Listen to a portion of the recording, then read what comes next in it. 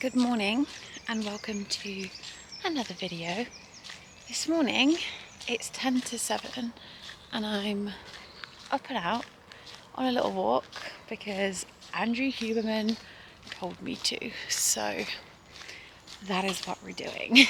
This week I'm going to be following Andrew Huberman's morning routine every single day and I will report back. So first of all, we've got to get up between 6 and 6:30 every single day, which actually I'm okay with because I've been pretty much doing that anyway. I think it tends to teeter off towards the end of the week, and then on kind of Friday I might get up a bit later, Saturday, Sunday I might get up a bit later, so it might be a bit difficult to keep it up then, but we will try. After waking, we need to get up, get out, which is my motto anyway, you know that, and get some sunlight in our eyeballs. Now, there is no sunlight. There's daylight, but there's no sunlight. Hopefully, it'll work just the same. So the idea is that we're kind of working with our circadian rhythm. We're seeing true daylight as soon as we get up and not just artificial light all the time, which is especially kind of gross in the winter. It's nice and peaceful right now, which I'm enjoying, and it's just 10 to 15 minutes we need to go out for. He says to go for a little walk because that's going to really help with wakefulness and feeling awake and alive in the morning. I'm ready for that. Now, I am kind of a morning person, I will say. I'm hoping that I'm not going to find this too difficult. One thing that I'm not looking forward to in this morning routine is the fact that intermittent fasting is a part of it and I can't eat till 12. Best believe I've researched it and I can actually bring that forward to 10 because I stop eating quite early.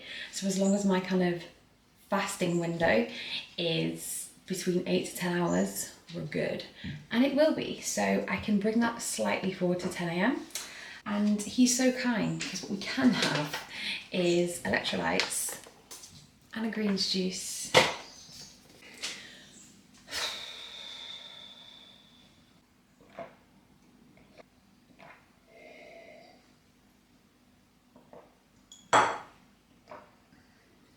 Every time I hype myself up, it's never actually that bad. And then an electrolyte drink, which I just need to finish effervescing, and then I can drink. Can you hear that? It's the sound of a coffee. A coffee that I actually can't drink until 8. So we also need to delay caffeine between 90 to 120 minutes after waking. So the idea is we're not seeing any spike in heart rate and cortisol levels and stuff like that straight away in the morning. So I've made my coffee. I'm going to take it with me. I've got PT this morning. So halfway through my PT session, I'm going to be running to get my coffee. And hopefully that's going to set me up for my training session because within the morning routine, there is also doing an hour session, which I would normally do on a Monday morning anyway, but I would not usually do it without food in the system. So I'm intrigued to know how that's going to go. Hopefully that will see me through. And then I have PT at 11 as well, which is when I should be able to have my first proper meal. So as I'm able to bring it forward to 10, I've got a couple of snacks, and when I say snacks, just literally a couple of pieces of fruit just to see me through, because this is the first time I've ever done something like this, so I'm definitely going to ease myself in a little bit. And yeah, it's just the one part of the routine that I'm not sure about. I've just had a thought. I maybe shouldn't be putting milk in this because I'm meant to be fasting, so does that count in his rules? Because I know that obviously the greens doesn't count. Just because I'm low on time today and it's my first day, I'm going to put some milk in. I'll have a look and see if that has to be taken away from me too. I've put way less in than I usually would. I'd usually probably fill that to the top maybe. Not all the way to the top, but I would fill it up way more with milk. That would definitely be a lot lighter. So that's my middle ground, okay? Andrew? Andrew! Andrew! That's very specific if you've watched Big Mouth. The last part of the morning routine is a cold shower. I kind of forgot about that. I think I was so focused on the not eating in the morning thing that I kind of forgot about the cold shower. So I gotta go and do that now. Oh. I'm in my dressing gown after my cold shower because what the hell even was that? Next time I'll time myself and do it quote unquote properly. But also this is meant to be in the morning, like straight after your session kind of thing. Whereas life happens and I have things to do on a Monday morning. So it's now 12:30 and I'm doing it. This is like a trial run on Monday, I guess. I mean, now I'm grateful for being cozy, but I don't know if I feel invigorated. Oh God. I feel like I should probably actually talk to you about who the heck Andrew Huberman is and why the hell I'm doing any of this stuff, because it all sounds a little bit like those kind of wanky Instagram posts that you see people doing that you just think, I could never and I will never. Our good friend Andrew is a neuroscientist. He is a neuroscientist and he's also a professor at Stanford, so he has some credentials, you know, and he hosts a podcast which is pretty long if you haven't listened to it. Usually they're like 2.5 hours long, like all the episodes, which is a lot. But what he does is through his podcast kind of talks about how we can make science more accessible and more applicable to our lives. Like, how can we actually apply this stuff day to day to enhance our lives? And a lot of the stuff that he talks about is kind of health behaviors and how we can live our lives in a more efficient, more optimal way to live a longer, happier, healthier life. I always talk to my clients about this. I'm like, look, it's great if you lose a bit of weight. It's great if you hit a PB in the gym, but realistically, the benefits that we're getting from all of this stuff that we're doing, the fact that we're going to be able to live a long and healthy life, the fact that I'm going to be able to run up the stairs when I'm 80 because I'm doing all of this stuff now, like I actually care about health. So I find this kind of stuff so fascinating, and if there's any research that kind of confirms my bias of wanting to do something healthy, then I'm going to be doing it. If it doesn't kind of interrupt my life too much and if it's not too crazy of an ask, then I'm probably going to do it because I just want to live a long and healthy life. It's only morning 2 and I'm already realizing that breakfast brings me so much joy. I turned my alarm off and sat in bed for a minute and I was like, what's the point in getting up? Like, I have no morning appointments I have to specifically be up for.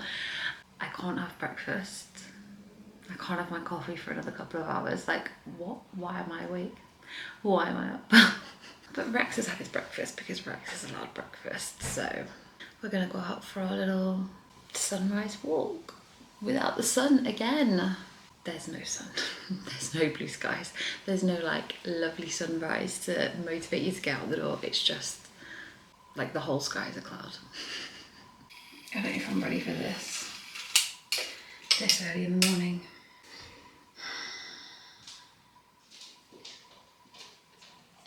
Again, every time I do that and it's actually not so bad. It's just not what I fancy right now. I fancy an iced coffee with caramel-free sugar syrup and cereal. That's my morning breakfast and that's what I want in my life. Today I'm actually going to try and track my calories a little bit because I think yesterday we've been out of the house most of the morning and trying to do this. I don't think I ate enough, and obviously the goal here isn't to lose weight, and the research behind kind of intermittent fasting, the benefits have been found without dropping your calories, like having a totally calorie controlled diet and making sure you're still eating enough and just closing down your eating window has still seen all the benefits. So just need to keep an eye on that basically. One thing that I didn't manage to properly do yesterday was the 90 minutes of deep work. So he starts off his day with 90 minutes of deep work and then later on he'll do another 90-minute block, but it'll be more kind of creative work, which I can definitely get behind because my brain, it switches off after 2 p.m. So I always kind of backlog my stuff for the day. to be less taxing on my brain the later in the day. So that's gonna work for me. It's 7:30 now and I'm gonna get on with that right now. Do a huge block, put a timer on, turn off any distractions and just get a huge block of stuff done. And I'm excited to see how productive it makes me. Hour and a half wet block done. I've got 2 webinars planned and ready to go, which was my main kind of thinking task for the day ticked off, and it's 9 a.m. I love that. Now I'm gonna get my iced coffee and potentially go out for a walk. Sir, you've been asleep all night. Why are you sleeping more? Are you a cozy bean? A cozy duck duck? It's 11 o'clock, I can eat. And I'm actually confused about what to eat. I don't know what is the best course of action because obviously it's about to also be lunchtime. I'm very structured with my meals normally, so then to throw that off whack and essentially be skipping a meal, I'm finding it very hard to then figure out how I get in everything in that time period because I don't like eating super late. We eat dinner quite early. For my kind of window, that 8 to 10 hour window to make sense, I can't be eating super late anyway. And also to get up at 6:30, I'm gonna be going to bed early. I just feel like there's not enough time for me to eat because I eat little and often, little snacks throughout the day. I really get overfaced by big meals. I find that really difficult. So right now, the best thing to do probably would be to eat kind of a bigger lunch and then maybe just eat 2 meals a day with a couple of snacks in, but have them be bigger. I find that really difficult. And also I've planned my meals out for the week just normally, not necessarily taking this into account or just thinking that this would be able to just fit around my life, which just has not. I think I'm just gonna have some cereal, then have a smaller lunch so that I can still have my dinner and I need a snack in between. Like yesterday, I definitely didn't get enough food, definitely didn't get enough protein. I'm definitely making this harder than it needs to be because I could just make myself some kind of bigger meal. I can't do big meals, especially after not eating in so long. I just need a little something to start me off. So I'm hoping cereal is quick to digest. It's gonna be that instant hit that I need and it will leave me some room for my normal porridge for lunch.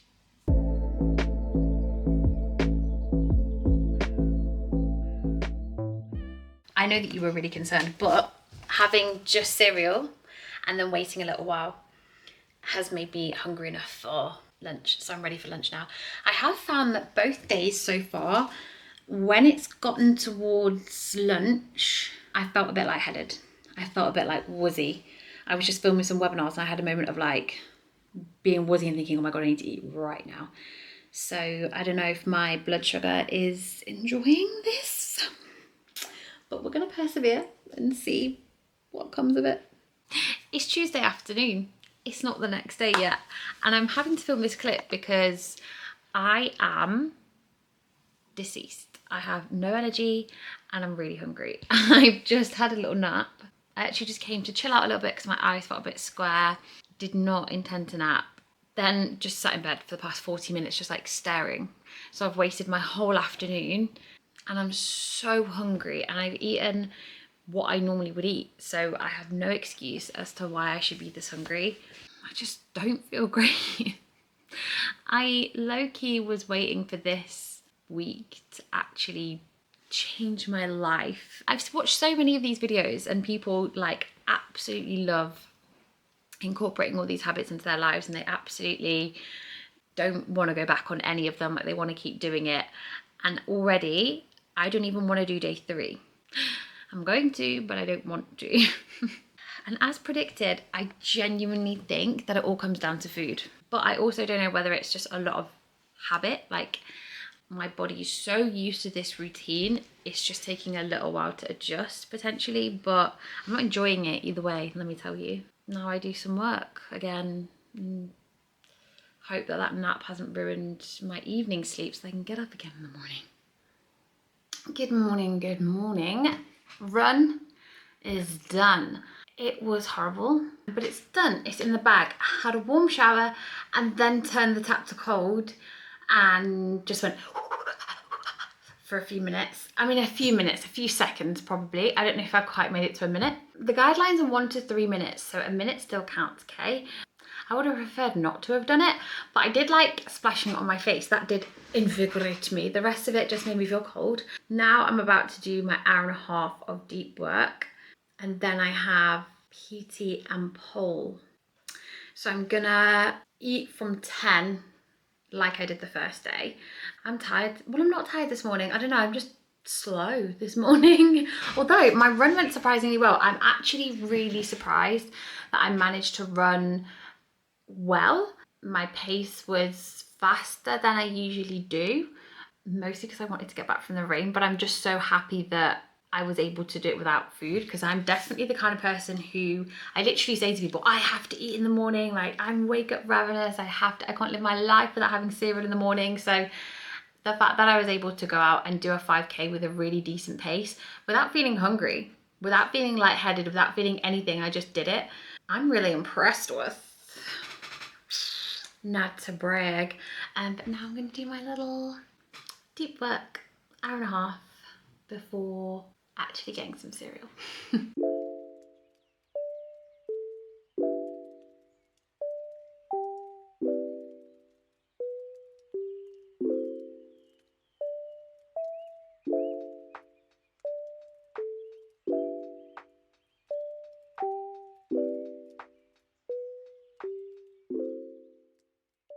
I hate to say it, but I might be getting used to this fasting thing, because I didn't even realise that I could have eaten. But I was too busy in my little deep work nook that I didn't even think, and I've not even felt hungry. And earlier at the gym, I had a good session. Like, it was fine. I was not hindered at all by the fact that I had eaten. It's almost like if you stick to something, no matter how hard it is, you just get used to it and it works and it's fine. We made it. It's the final day and I can't wait.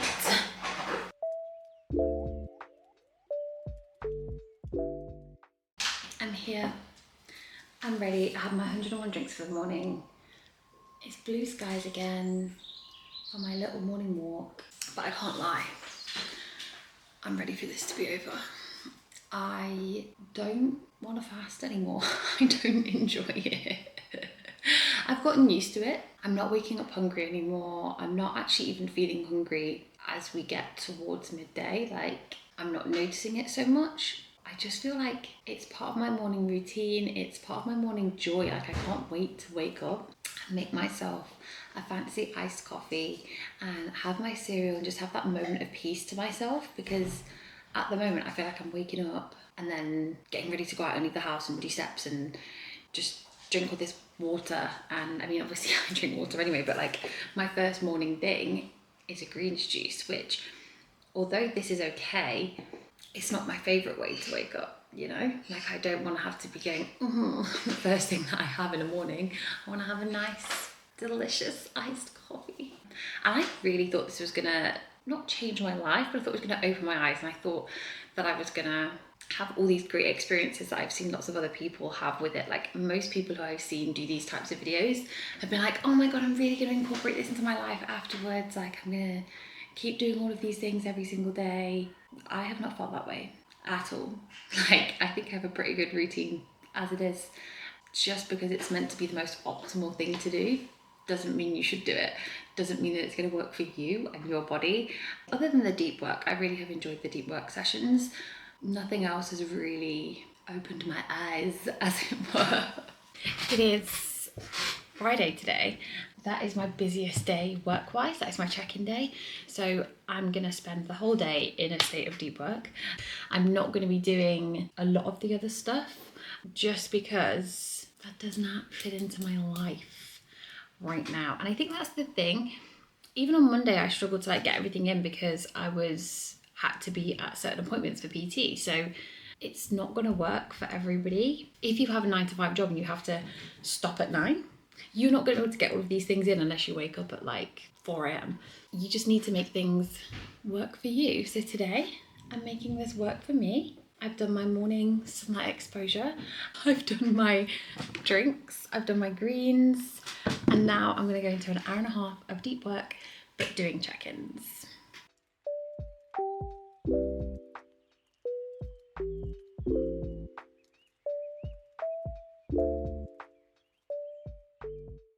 We've come to the end.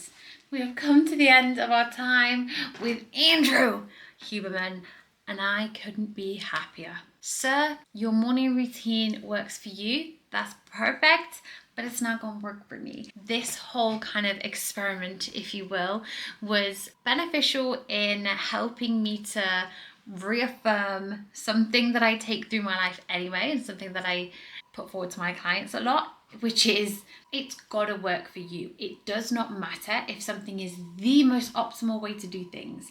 It does not matter if this specific workout plan is the most optimal way to reach your goals.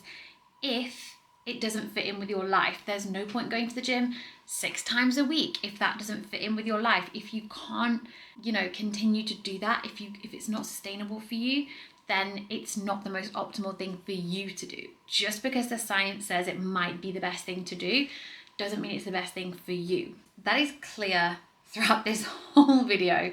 Waking up at 6:30, not a problem, to be fair. Very much enjoyed that. Always talk about a consistent sleep-wake cycle.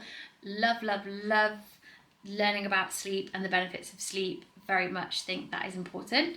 Sunlight in your eyeballs, getting outside for 10-15 minutes in the morning.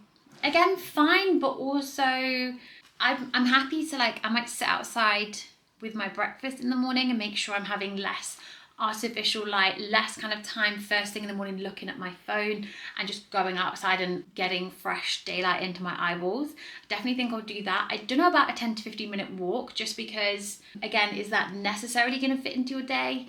I don't know. And I'm constantly getting my steps into things like that anyway, so it's not as if it's kind of having a huge impact on my life. It's not as if I don't ever go outside for a walk. I'm always going outside for a walk. So I didn't think it was bringing that much to the table. But I do agree that I need to probably have more time seeing daylight first thing and less time seeing my phone first thing, for sure. That can only be healthy. Fasting, although I wasn't a fan, I must say I surprised myself massively. First couple of days, hated it. The first session in the gym, fasted. I felt okay. I felt weak in my main lifts. I was able to complete the session, but getting towards the end of the session, I started to feel a bit lightheaded. On a Monday, I would usually do lots of things. I'm usually at the gym for a long time, and I ended up having a nap in my car. I did not have energy. I did not feel good. Whereas by the time it came to Thursday and I was in the gym, I was hitting my normal weights. Everything felt fine. Everything felt normal. I was really able to do it. I also went out for a run first thing, fasted, and I did pretty good time for me, pretty good pace for me, and I felt fine. I didn't feel lightheaded, didn't feel hungry, didn't feel like I was missing out on any fuel. I was able to carry those things out towards the end of the week and not miss food whatsoever. That proved to me that I'm not as reliant on that morning cereal as I think I am. I have said to so many people when people talk about intermittent fasting or fasting in general that I could never. I'm like, I need food in the morning. I can't survive. I wake up ravenous, blah, blah, blah. I'm constantly saying that to people. This has proved to me that I can, and that I'm not going to dissolve if I don't have my morning cereal. However, in the long run, for me and my goals, not eating in the morning is not going to work. As a person, I eat little and often throughout the day, so closing in that window of my kind of availability to eat is just meaning I'm not getting enough food in. As I say, the research into kind of the benefits of intermittent fasting don't even necessarily talk about weight loss. That doesn't even come into it, because a huge portion of those studies are calorie controlled, so you're still getting in the normal amount of calories. Whereas for me, I was struggling to fit in the food within that window, especially because I eat early, I go to bed early. I just didn't have the big window to eat in. Therefore, I'm not fueling myself properly, and that is not going to work for me. The cold showers, did I do them? I did the first couple. Monday, I couldn't do my cold shower straight after my session, which is kind of the optimal thing. I had to do it many hours later, which then ended up being early hours of the afternoon because I was out and about. So again, how is that fitting into my life? How is that being flexible around my life? It's not. Oh, I did the other one after my run. But again, I don't know. I did enjoy splashing the water on my face. That made me feel a bit more like, wow, I'm alive. In summer, maybe. In winter, no. I think I would actually enjoy an ice bath more, but I don't have one. I'm not going to buy one. Deep work, I loved. I think I've mentioned this so many times in this video, but I loved that. That hour and a half works perfectly for me. Absolutely perfectly. And I'm going to continue to do that every single day. I have become much more efficient this week. I've definitely had a lot more downtime because my work has been that much more efficient. So that I'm going to carry on for the rest of my life. But the overarching message of this video is do something because it works for you and not because someone tells you to. Try things out for a period of time. Don't just do something for one day and then decide it's not for you. Do it for a little bit longer. If I'd have done this just for 2 days, I would have decided fasting was the worst thing ever. It made me feel like shit. I couldn't lift, I couldn't do this, couldn't do that. But actually, no, it wasn't my favourite thing and I didn't love it. But the more I did it, the more adapted my body became and the easier I found it. Stick with things, do things for you and not for other people. And don't worry about the research too much, because also, if you're a woman, none of this research applies to you because they barely ever do studies with women because we have hormones and they can't control those. If it doesn't work for you, don't worry about it.